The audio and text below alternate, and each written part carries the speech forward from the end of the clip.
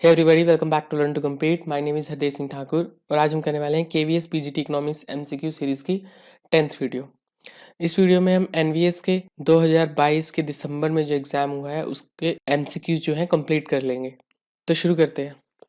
सबसे पहला क्वेश्चन है, a point of king on the king demand curve indicate. देखिए, आपने किंग डिमांड कर्व अगर देखी होगी तो किंग डिमांड कर्व में एक किंग पॉइंट होता है, जैसे कि ये दिया हुआ है। अब ये किंग पॉइंट क्या बताता है? प्राइस रिजिडिटी बताता है, क्वांटिटी रिजिडिटी बताता है, या प्राइस फ्लेक्सिबिलिटी बताता है, या क्वांटिटी फ्लेक्सिबिलिटी बताता है। देखिए, किंग डिमांड कर्व का ये वाला पोर्शन आप देख रहे होंगे, ये वाला पोर्शन क्या है?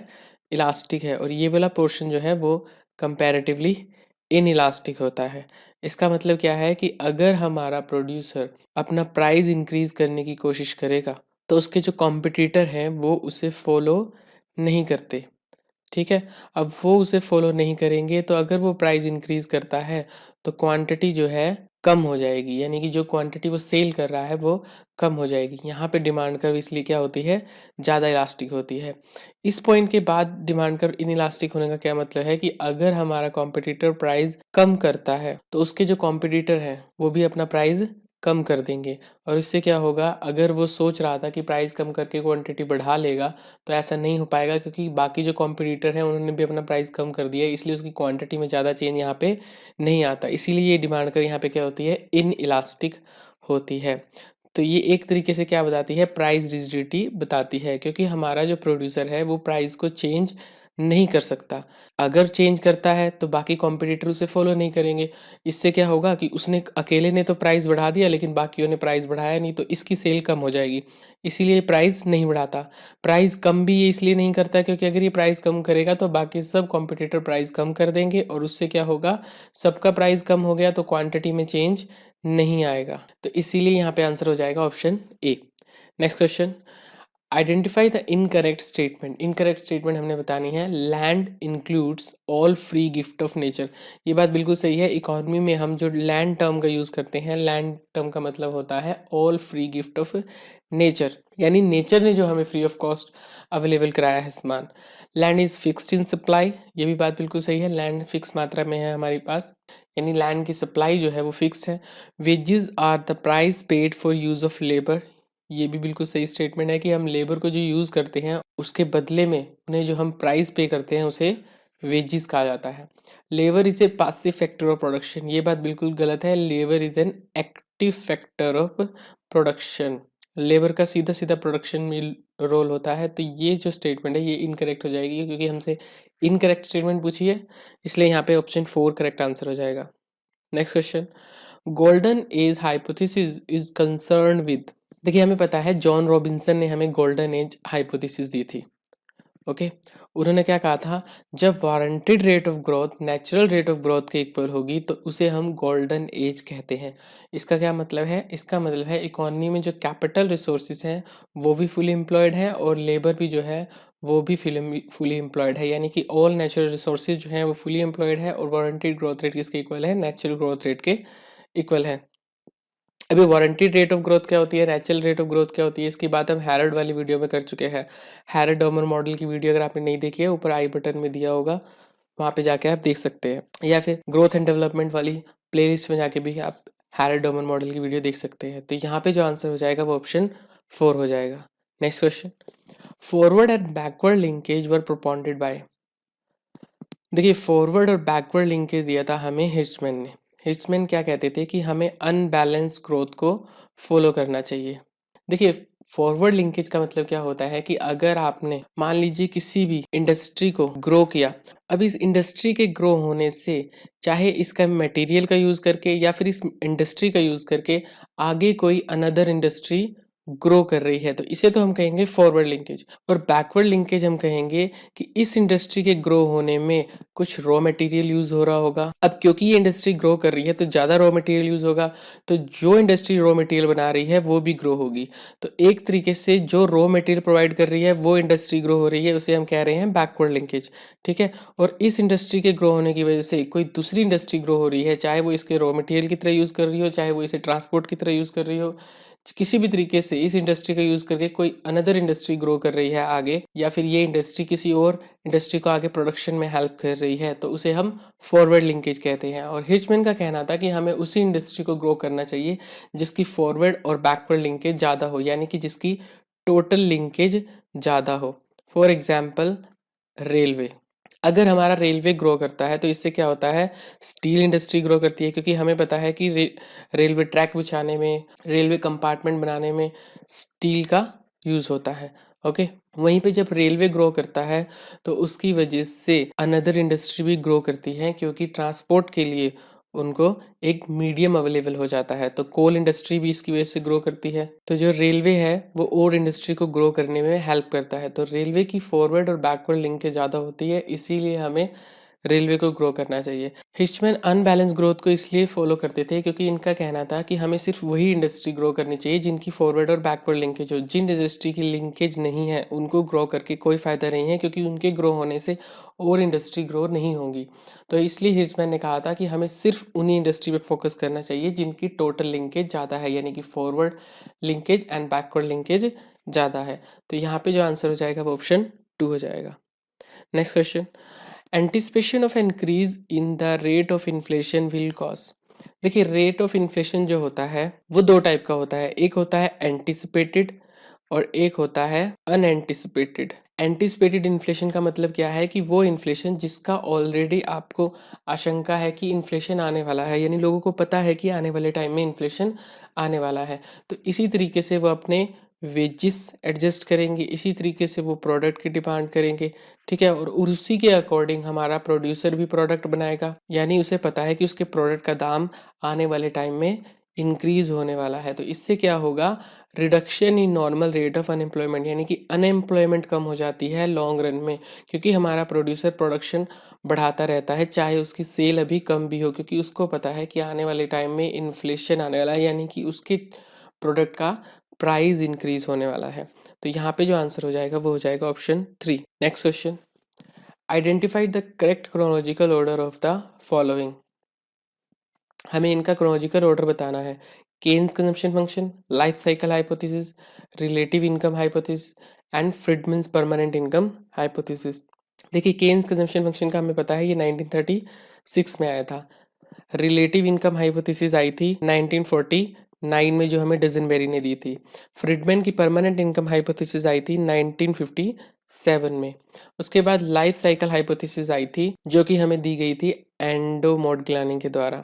ओके, अब यहाँ पे एक चीज़ याद रखिएगा, मोडग्लानी के साथ साथ यहाँ पे एक और पर्सन थे जिनका नाम था ब्रूमबर्ग।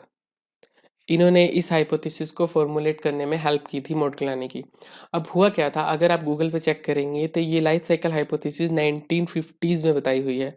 ठीक है, तो बहुत से स्टूडेंट इसलिए कंफ्यूज जाते हैं कि जो लाइफ साइकिल हाइपोथेसिस आई थी ये परमानेंट इनकम हाइपोथेसिस से पहले आई थी, लेकिन ऐसा नहीं है। एक्चुअली ये लाइफ साइकिल हाइपोथेसिस 2 वॉल्यूम में आई थी। फर्स्ट वॉल्यूम तो इसका 1954 में आ गया था, लेकिन ये कंप्लीट हाइपोथेसिस नहीं थी। हुआ क्या था कि ब्रूमबर्ग की हेल्थ कंडीशन ठीक नहीं थी, जिसकी वजह से इनकी डेथ हो गई थी, और उस वजह से ये लाइफ साइकिल हाइपोथेसिस प्रिंट नहीं हो पाई थी। अब वैसे तो ये लाइफ साइकिल हाइपोथेसिस आ चुकी थी, लेकिन क्योंकि ये ऑफिशियली प्रिंट नहीं हुई थी, तो इसीलिए हम इसे मानते हैं कि ये परमानेंट इनकम हाइपोथेसिस के बाद आई थी। इसका सेकेंड वॉल्यूम जो आया था वो 1980s में आया था। ओके, तो 1980 में जाके इसका सेकंड वॉल्यूम आया था, इसलिए हम कहते हैं कि लाइफ साइकिल हाइपोथेसिस कंप्लीट जो प्रिंट हुई थी वो 1980 में हुई थी। ठीक है, तो इसीलिए लाइफ साइकिल हाइपोथेसिस को परमानेंट इनकम हाइपोथेसिस के बाद ही काउंट किया जाता है। तो यहाँ पे जो आंसर हो जाएगा वो हो जाएगा ए सी डी बी। ए सी डी बी, यानी कि ऑप्शन 3 यहाँ पे करेक्ट आंसर हो जाएगा। Next question, average product is maximum when. ये चीज़ आपने +2 में भी पढ़ी होगी कि एवरेज प्रोडक्ट मैक्सिमम कब होता है, जब हमारा मार्जिनल प्रोडक्ट डिक्रीज होना शुरू हो जाता है। ठीक है, ये हमारा मार्जिनल प्रोडक्ट है, ये हमारा एवरेज प्रोडक्ट है। ओके, तो पहले मार्जिन प्रोडक्ट इंक्रीज होता है, मैक्सिमम तक जाता है, फिर वो डिक्रीज होना शुरू हो जाता है। यहाँ पे आके ये किसके इक्वल हो जाता है, एवरेज प्रोडक्ट के इक्वल हो जाता है। तो average product is maximum when marginal product is lower than average product. ये तो गलत है, इसके बाद मार्जिन प्रोडक्ट एवरेज प्रोडक्ट से लोअर जाता है, तो यहाँ पे ये इक्वल है इसके, तो ये ऑप्शन था हमारा गलत हो जाएगा। Margin product is more than average product, जब मार्जिन प्रोडक्ट एवरेज प्रोडक्ट से मोर होता है तब हमारा एवरेज प्रोडक्ट इंक्रीज हो रहा होता है, अभी वो मैक्सिमम पे नहीं पहुंचा होता, तो ये भी ऑप्शन गलत हो जाएगा। Margin product equals the average product, तो एवरेज प्रोडक्ट मैक्सिमम कब होता है, जब मार्जिन प्रोडक्ट उसके इक्वल हो जाता है, यानी कि इस पॉइंट पे। तो ये ऑप्शन 3 यहाँ पे जो है वो करेक्ट आंसर हो जाएगा। Next question, which of the following is not included in the assumption of Clarks margin productivity theory of distribution, इनमें से कौन सी अजम्पशन नहीं है क्लार्क की margin productivity theory of distribution की। लेबर इज हेट्रोजीनियस, ये गलत है, हमें पता है मार्जिन प्रोडक्टिविटी थ्योरी में लेबर को हमने होमोजीनियस माना है, तो ये ऑप्शन गलत हो गया। परफेक्ट कंपटीशन, ये बात बिल्कुल सही है, परफेक्ट कंपटीशन माना था क्लार्क ने। कांस्टेंट अमाउंट ऑफ कैपिटल, ये भी बिल्कुल सही है। कांस्टेंट पॉपुलेशन, ये भी बिल्कुल सही है। तो गलत ऑप्शन कौन सा है, ऑप्शन 1 यहाँ पे करेक्ट आंसर हो जाएगा। अगर हम इसकी एजम्पशन देखें तो ये सब एजम्पशन ली गई थी। परफेक्ट कंपटीशन होना चाहिए both product and factor market में। Operation of law of diminishing return, यानी डिमिनिशिंग रिटर्न जो है वो ऑपरेट करता है। होमोजेनिटी होती है एंड डिविजिबिलिटी होती है फैक्टर ऑफ प्रोडक्शन में, यानी जो फैक्टर ऑफ प्रोडक्शन है वो होमोजीनियस होने चाहिए। Operation of law of substitution, इसका मतलब है कि जो लेबर, कैपिटल व अदर फैक्टर ऑफ प्रोडक्शन है वो ईजिली सब्सटीट्यूटेबल हैं, यानी कि एक दूसरे के जगह पे यूज़ किए जा सकते हैं। प्रॉफिट मैक्सिमाइजेशन, यानी कि एम्प्लॉयर जो है हमारा वो इस तरीके से अपने फैक्टर्स को यूज़ करता है कि ताकि उसका प्रॉफिट मैक्सिमाइज हो सके। Full employment of factor, factor जो है हमारे वो फुली एम्प्लॉयड है। एंड सेवेंथ है एग्जॉशन ऑफ टोटल प्रोडक्ट, यानी कि अगर फैक्टर ऑफ प्रोडक्शन को उनके मार्जिनल प्रोडक्ट के हिसाब से पे किया जाएगा तो टोटल प्रोडक्ट एग्जॉस्ट हो जाएगा, यानी कि ना तो यहाँ पे सरप्लस होगा ना यहाँ पे डेफिसिट होगा। तो ये सब थी अजम्पशंस मार्जिन प्रोडक्टिविटी थ्योरी की। Next question, salaries and pension paid by the government are called capital expenditure, revenue expenditure, plan expenditure, development expenditure. देखिए, कैपिटल एक्सपेंडिचर वो एक्सपेंडिचर होता है जिसमें गवर्नमेंट आइदर एसेट क्रिएट करे या फिर रिडक्शन इन लाइबिलिटी करे। फॉर एग्जाम्पल, गवर्नमेंट ने बिल्डिंग बनाई, कोई भी इंफ्रास्ट्रक्चर बनाया, तो वो किस में आएगा, कैपिटल एक्सपेंडिचर में आएगा, क्योंकि उसमें गवर्नमेंट क्या कर रही है, एसेट क्रिएट कर रही है। रिडक्शन इन लाइबिलिटी का क्या मतलब है, गवर्नमेंट लोन लिया हुआ था किसी फॉरेन गवर्नमेंट से, ओके, वो लोन हमने चुका दिया, लोन वापस कर दिया, तो ये भी कैपिटल एक्सपेंडिचर में आएगा, क्योंकि हमने यहाँ पे क्या कर दिया, रिडक्शन इन लाइबिलिटी कर दिया। रेवेन्यू एक्सपेंडिचर कौन सा एक्सपेंडिचर होता है, जिसमें ना तो कोई एसेट क्रिएट हो और ना ही कोई लाइबिलिटी में रिडक्शन हो। फॉर एग्जाम्पल, हम जो गवर्नमेंट एम्प्लॉयज़ की पेंशन देते हैं, ठीक है, अब यहाँ पेंशन का जो पैसा जा रहा है, ना तो उससे कोई एसेट क्रिएट हो रहा है, ना गवर्नमेंट की लाइबिलिटी में कोई कमी आ रही है, ठीक है, तो ये किस में आता है, रेवेन्यू एक्सपेंडिचर में आता है। तो सैलरी और pension paid by government are called revenue expenditure. Option 2 यहाँ पे जो है करेक्ट आंसर हो जाएगा। Next question, the value of foreign trade multiplier will be high under the condition when. देखिए, हमें पता है मल्टीप्लायर की क्या वैल्यू होती है, 1 में MPS प्लस MPM, ओके। तो यहाँ पे हमें दिया है margin propensity to save is high, जब margin propensity to save is high हो जाएगी तो मल्टीप्लायर की वैल्यू क्या हो जाएगी, मल्टीप्लायर की वैल्यू कम हो जाएगी। और हमें पूछा है कि फॉरेन ट्रेड मल्टीप्लायर की वैल्यू हाई कब होती है, तो ये ऑप्शन तो हमारा गलत हो गया। Margin propensity to consume domestic good is high, देखिए अगर आपने फॉरेन ट्रेड मल्टीप्लायर का केस देखा हो तो हम वहाँ पे हम 2 कंट्री की बात करते हैं, 2 कंट्रीज की बात करते हैं, ओके।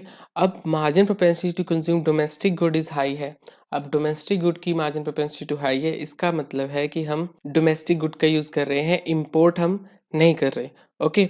अब यहाँ पे सिर्फ 2 कंट्री की हम बात कर रहे हैं, हम इम्पोर्ट नहीं कर रहे, यानी कि कोई दूसरी बी कंट्री जो है वो अपना एक्सपोर्ट नहीं कर पा रही हमें, ठीक है, तो उसका एक्सपोर्ट कम हो गया है, यानी कि उसने जो भी प्रोड्यूस किया है वो सारा ही उसे कंट्री में, अपनी कंट्री में कंज्यूम करना पड़ेगा, और जब वो सिर्फ अपनी कंट्री में का बना ही कंज्यूम करेंगे तो हमारा एक्सपोर्ट भी कम हो जाएगा, तो इससे क्या होगा, हमारा एक्सपोर्ट भी कम हो जाएगा, तो ये भी ऑप्शन गलत हो गया।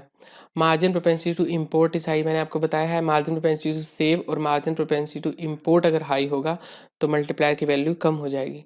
There is increase in export, ये बिल्कुल सही है, अगर हमारा एक्सपोर्ट इंक्रीज हो जाता है इम्पोर्ट के कंपैरिजन में, उससे क्या होगा, हमारे फॉरेन ट्रेड मल्टीप्लायर की वैल्यू बढ़ जाएगी, तो यहाँ पे जो आंसर हो जाएगा वो ऑप्शन 4 हो जाएगा। Next question, the negative relationship between the gap between actual GDP and its trend value and difference between actual unemployment rate and its equilibrium value is called. देखिए आपने ये फॉर्मूला देखा होगा y minus y bar upon में y bar is equal to में c u minus में u bar. ये क्या होता है, हमारी एक्चुअल जीडीपी होती है, ठीक है। और ये क्या होता है, हमारी पोटेंशियल जीडीपी होती है। पोटेंशियल जीडीपी का क्या मतलब है, वो आउटपुट जब हम प्रोड्यूस कर रहे हैं जब हमारे सारे रिसोर्सेज और सारे factor of production fully employed है, ठीक है।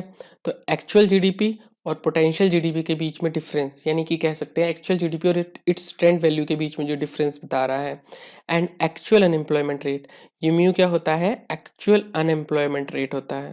और ये म्यू बार जो है वो क्या है, वो इक्विलिब्रियम वैल्यू पे है, यानी कि नेचुरल रेट ऑफ एम्प्लॉयमेंट, ठीक है। तो ये हमें कौन बताता है, ओकुन्स लॉ। ये ओकुन्स लॉ का फॉर्मूला है जो हमें यहाँ पे लिखा हुआ है। यहाँ पे एक और चीज याद रखिएगा, ये नेगेटिव रिलेशनशिप बताता है, यानी कि आप अगर 1% से अनएम्प्लॉयमेंट रेट को कम करते हैं तो जीडीपी हमारी 2% से इंक्रीज हो जाएगी। ओके, ये बात हम किस में करते हैं, ओकुन्स लॉ में करते हैं। Next question, which of the following is the fundamental problem of N economy.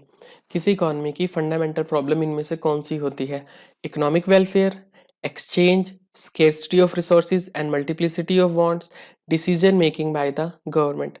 देखिए हमें इकोनॉमी पढ़ने की जरूरत ही इसलिए पड़ती है क्योंकि हमारे पास जो रिसोर्सेज हैं वो स्केर्स हैं, ठीक है, एंड इन रिसोर्सेज के डिफरेंट डिफरेंट यूजेस हैं, यानी कि अलग अलग जगह पे इन रिसोर्सेज को यूज किया जा सकता है। और जो हमारी वांट्स हैं वो भी क्या है, अनलिमिटेड है, ठीक है। तो कैसे इन रिसोर्सेज को डिफरेंट डिफरेंट वांट्स को पूरा करने के लिए यूज किया जाए, इसी को चेक करने के लिए हम इकोनॉमी को स्टडी करते हैं। तो इकोनॉमी की जो फंडामेंटल प्रॉब्लम है वो यही है कि हमारे रिसोर्सेज जो हैं वो स्केर्स हैं और जो हमारी वांट्स हैं वो मल्टीपल है, यानी कि बहुत ज़्यादा है। तो यहाँ पे जो आंसर हो जाएगा वो ऑप्शन 3 हो जाएगा। Next question, which one of the following is correct formula for elasticity of substitution. देखिए इलास्टिसिटी ऑफ सब्स्टिट्यूशन हमें क्या बताता है, मान लीजिए हमारे पास आइसोक्वेंट है, ओके, ये कैपिटल है, ये लेबर है। इलास्टिसिटी ऑफ सब्स्टिट्यूशन हमें बताता है कि कितना इजी है हमारे लिए कैपिटल को लेबर से सब्स्टिट्यूट करना, ओके। मान लीजिए हम इस ए पॉइंट पे थे, यहाँ पे एक हमारी कैपिटल लेबर रेशो थी, ओके, इस पॉइंट पे के अपॉन में आर। अब ये है हमारा बी पॉइंट, यहाँ पे हमने कैपिटल से लेबर को सब्स्टिट्यूट किया तो ये हमारे पास के डैश एल डैश दूसरा कैपिटल लेबर रेशो आ गया। तो ये इलास्टिसिटी ऑफ सब्स्टिट्यूशन हमें बताता है कितना इजी है हमें कैपिटल से लेबर को सब्स्टिट्यूट करना, ओके। तो इसका फॉर्मूला क्या होता है, change in capital labour ratio upon में change in margin rate of technical substitution, यानी स्लोप ऑफ द आइसोक्वेंट। ये आप देख सकते हैं यहाँ पे स्लोप कुछ और था और इस पॉइंट पे स्लोप कुछ और हो जाएगा। तो इस पॉइंट से इस पॉइंट पे जब हमारे क्या चीजें चेंज हुई, एक तो कैपिटल लेबर रेशो चेंज हो गया और दूसरा स्लोप चेंज हो जाता है हमारे आइसोक्वेंट का। वैसे तो यहाँ पे मार्जिन रेट ऑफ सब्स्टिट्यूशन दिया हुआ है, यहाँ पे होना चाहिए था margin rate of technical substitution. अब क्योंकि हमें इन्हीं ऑप्शन में से चूज करना है तो इसका आंसर जो हो जाएगा ऑप्शन 1 हो जाएगा, यानी change in capital labour ratio upon में change in margin rate of technical substitution, option 1 यहाँ पे करेक्ट आंसर हो जाएगा। Next question, in the following Cobb Douglas production function दिया हुआ है हमें, if alpha plus beta greater than 1 then share of labour would be. देखिए मान लीजिए हमें ये प्रोडक्शन फंक्शन दिया होता है ए एल 0.8 के 0.2, ओके। तो हम कह सकते हैं कि लेबर का शेयर कितना है, 80% लेबर का शेयर है और कैपिटल का शेयर कितना है, 20% कैपिटल का शेयर है। यानी जो लेबर के ऊपर है, ये जो अल्फा यहाँ पे है, अल्फा क्या है हमारा, शेयर ऑफ लेबर, और जो कैपिटल के ऊपर है यानी कि बीटा क्या है हमारा, शेयर ऑफ कैपिटल। ये बात बिल्कुल ठीक है, मगर अगर हम यहाँ पे क्वेश्चन को चेंज कर दें, मान लीजिए क्वेश्चन आ जाता है a इज इक्वल टू में L 0.8 K 0.4, तो क्या अब हम कह सकते हैं कि लेबर का शेयर है 80% और कैपिटल का शेयर है 40%। ये तो गलत हो जाएगा क्योंकि टोटल कितना हो गया, ये तो 120% हो गया, जबकि होना कितना चाहिए 100%। तभी यहाँ पे इन्होंने दिया हुआ है alpha plus beta greater than 1, यानी 0.8 प्लस 0.4 कितना हो गया, 1.2, ओके। तो ये चीज तो गलत है कि अगर हम कह रहे हैं अल्फा इज इक्वल टू में शेयर ऑफ लेबर और बीटा इज इक्वल टू में शेयर ऑफ कैपिटल, ये बात ट्रू होती है कब, जब अल्फा प्लस बीटा की वैल्यू इक्वल टू 1 हो, यानी कि हम कांस्टेंट रिटर्न टू स्केल की बात कर रहे हो। लेकिन इन्होंने जान के alpha plus beta greater than 1 किया है ताकि स्टूडेंट शेयर ऑफ लेबर में अल्फा लगा के आ जाए, यानी कि ऑप्शन 1 लगा के आ जाए और वो गलत हो जाए। ये बात तब ठीक थी जब alpha plus beta is equal to 1 होता। तो अगर शेयर हम निकालना हो तो कैसे निकालेंगे? शेयर निकालने का फॉर्मूला है अल्फा अपॉन में अल्फा प्लस बीटा, अगर हम निकाल रहे हैं लेबर का, यानी कि शेयर ऑफ लेबर कैसे निकलेगा, हम हमारा अल्फा अपॉन में टोटल शेयर दोनों का, ठीक है। अगर वहीं पे कैपिटल का निकालना होता तो बीटा अपॉन में अल्फा प्लस बीटा।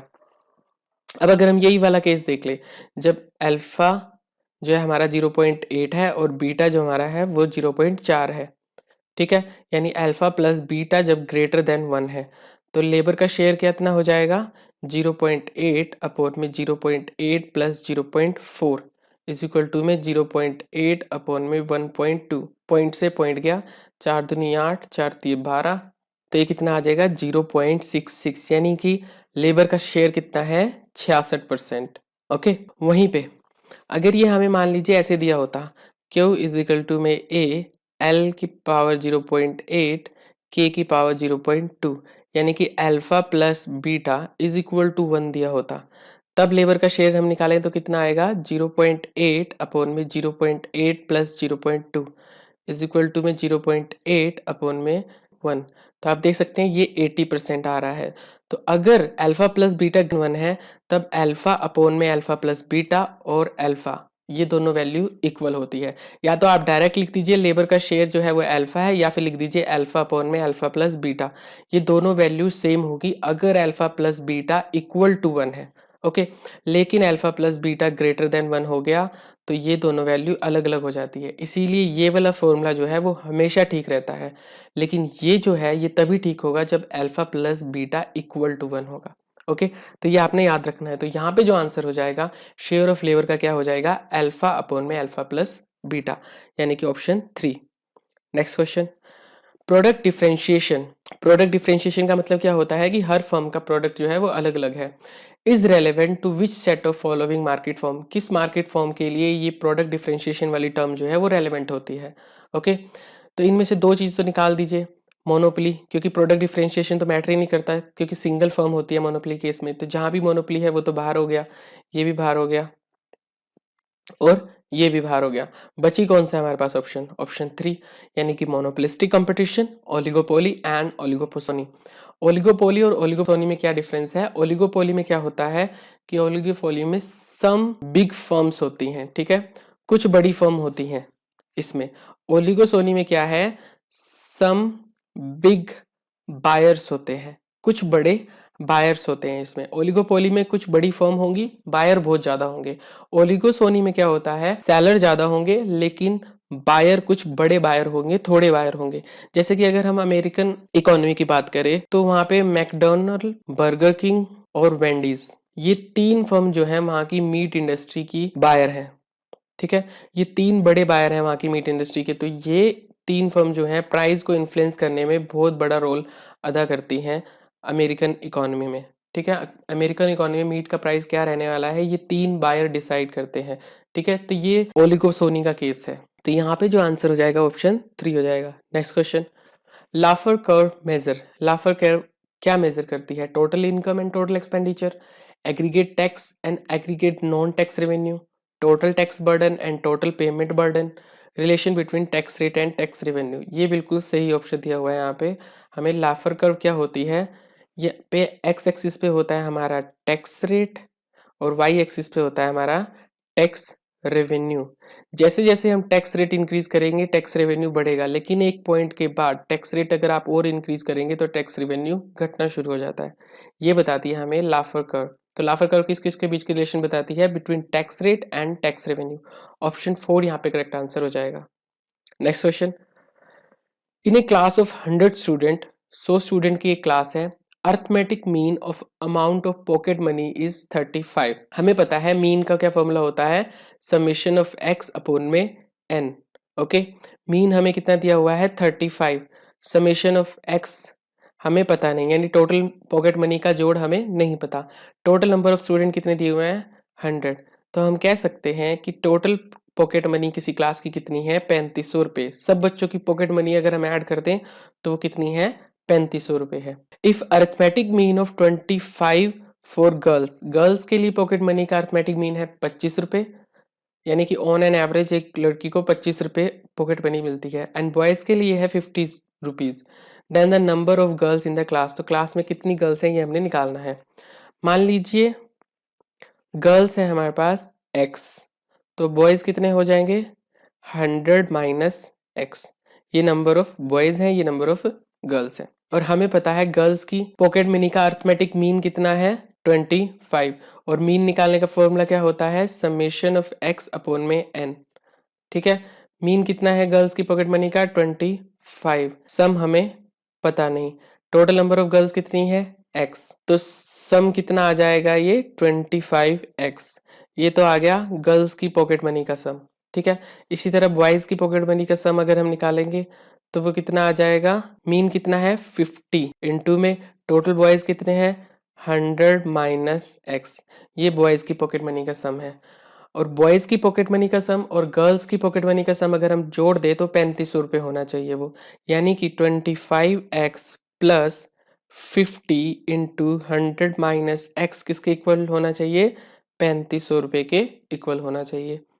तो ये कितना आ गया, 25x प्लस में 50 को 100 से मल्टीप्लाई करेंगे 5000 माइनस 50 को x से मल्टीप्लाई करेंगे 50x इज इक्वल टू में 3500। ये कितना आ गया, 25x माइनस 50x, ये हो जाएगा 5000 minus 25x is equal to में 3500। ये 25x इस साइड चला जाएगा, 3500 इस साइड आ जाएगा, तो क्या हो जाएगा 5000 माइनस 3500 इज इक्वल टू में 25x। कितना आ गया 1500 इज इक्वल टू में 25x। x कितना आ गया 1500 बटे 25, तो ये आ गया 60, और x क्या आ गया 60 आ गया। x क्या माना था हमने, टोटल गर्ल्स मानी थी हमने x, तो टोटल गर्ल्स कितनी आ गई यहाँ पे 60 आ गई, तो यहाँ पे आंसर हो जाएगा option 1। Next question, according to Milton Friedman theory permanent component of consumption expenditure depend upon, consumption expenditure का परमानेंट कंपोनेंट किस पे डिपेंड करता है, यानी बेसिकली कंजम्पशन एक्सपेंडिचर किस पे डिपेंड करता है। देखिए मिल्टन फ्रीडमैन ने कहा था कि हमारा जो कंज्यूमर है वो पैसे तब तक खर्च नहीं करेगा जब तक उसको ये ना लगे कि उसकी जो बढ़ी हुई इनकम है, यानी कि जो उसकी ट्रांजिटरी इनकम है वो परमानेंट नहीं है। मान लीजिए उसको इस महीने 2000 रुपये मिल गए, ठीक है, बोनस मिल गया, अगर उसको ये लगता है कि ये जो बोनस है उसे सिर्फ इस महीने के लिए मिला है, अगले महीने नहीं मिलेगा, तो वो इसे खर्च नहीं करेगा, वो इसे पूरा का पूरा सेव कर लेगा। ये कहना था मिल्टन फ्रीडमैन का। जब तक उसे ये नहीं लगता कि ये उसे हर महीने मिलते रहेंगे तब तक वो अपना खर्चा इसके हिसाब से एडजस्ट नहीं करता है। तो परमानेंट कंपोनेंट जो है वो उसका एक्सपेंडिचर का वो डिपेंड करता है उसकी परमानेंट इनकम पे ओनली, ट्रांजिटरी इनकम पे डिपेंड नहीं करता, क्योंकि अगर उसे ऐसा लगेगा कि ये इनकम उसके लिए टेम्परेरी है तो वो उस इनकम को सेव कर लेता है। तो यहाँ पे जो आंसर हो जाएगा वो ऑप्शन 4 हो जाएगा, यानी कि only option C is correct. तो आंसर हो गया हमारा option 4। Next question, production possibility curve represent graphically alternative production possibility faced by an economy. देखिए प्रोडक्शन पॉसिबिलिटी कर्व आपने पढ़ी होगी, ऐसे होती है, ठीक है। तो ये क्या बताती है, alternative production possibility faced by an economy. कोई भी इकोनॉमी ऑल्टरनेट कौन कौन सी प्रोडक्शन पॉसिबिलिटी गेन कर सकती है, because as the total productive resources of the economy are limited, क्योंकि हमारे टोटल प्रोडक्टिव रिसोर्सेज जो है वो लिमिटेड है। Economy has to choose, economy को चूज करना पड़ेगा between different combination of goods as productive resources can be employed for the production of various alternative goods. हमें पता है कि हमारे प्रोडक्टिव रिसोर्सेज जो है इकोनॉमी में लिमिटेड है, और उन रिसोर्सेज से हम different different production possibilities gain कर सकते हैं, तो इकोनॉमी को उनमें से चूज करना पड़ता है। ओके, तो ये बात बिल्कुल सही है, ये असर्शन भी सही है और इसका रीजन भी सही है। तो इसका आंसर जो हो जाएगा ऑप्शन 1 हो जाएगा, यानी both A and R correct and R is the correct explanation of A. Next question, Marshall Edgeworth index number can be calculated from which of the formula. Marshall Edgeworth का formula क्या होता है, देखिए हमें पता है लेस्पियर क्या करता है, बेस ईयर की क्वांटिटी का यूज करता है, पास्चे क्या करता है, करंट ईयर की क्वांटिटी का यूज करता है, फिशर क्या करता है, फिशर लेस्पियर और पास्चे का ज्योमेट्रिक मीन यूज करता है। मार्शल एजवर्थ क्या करता है, वो यूज करता है प्राइस, साथ में बेस ईयर की क्वांटिटी और करंट ईयर की क्वांटिटी का मीन, ठीक है।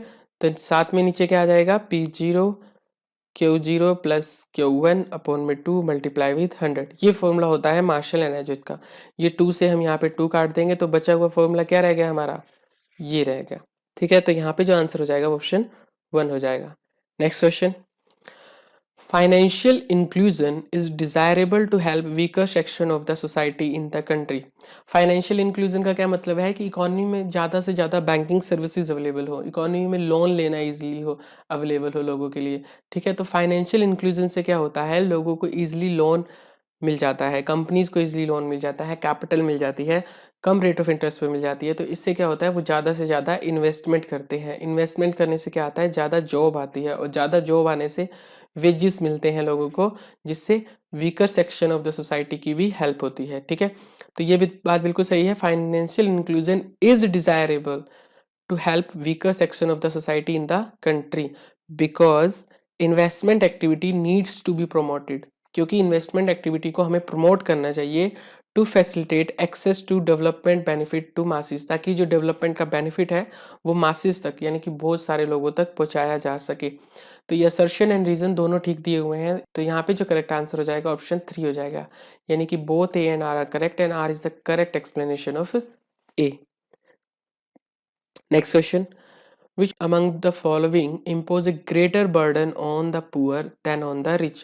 इनमें से कौन सा जो है गरीबों पे ज्यादा बर्डन डालता है एज कंपेयर टू रिच? देखिए, लमसम टैक्स क्या है, लमसम टैक्स है, मान लीजिए हमने 100 रुपये टैक्स लगा दिया कि हर किसी को 100 रुपये देना ही देना है, इनकम चाहे जो मर्जी हो। ठीक है, तो ये तो हो गया एक लमसम टैक्स। इससे क्या होगा, गरीब पे ज़्यादा बर्डन आएगा, ये बात तो बिल्कुल ठीक है। मान लीजिए एक गरीब जिसकी इनकम 1000 रुपये है उसको भी 100 रुपये पे करना है, और एक बंदा जिसकी इनकम 1 लाख है उसको भी 100 रुपये पे करना है। तो ये बात बिल्कुल सही है, लमसम टैक्स से गरीबों को बर्डन आता है। ओके, प्रोपोर्शनल टैक्स क्या होता है, प्रोपोर्शनल टैक्स है, मान लीजिए आपने टैक्स लगा दिया 10%, 10% ही हर पर्सन जो है वो पे करेगा। तो जिसकी इनकम 1000 रुपये है वो कितने पे करेगा, वो 100 रुपया पे करेगा। जिसकी इनकम 1 लाख है वो 10,000 पे करेगा। ठीक है, तो ये होता है प्रोपोर्शनल टैक्स। ये भी एक तरह से रिग्रेसिव टैक्स ही होता है, यानी कि इसका बर्डन भी पुअर पे ज्यादा है एज कंपेयर टू रिच।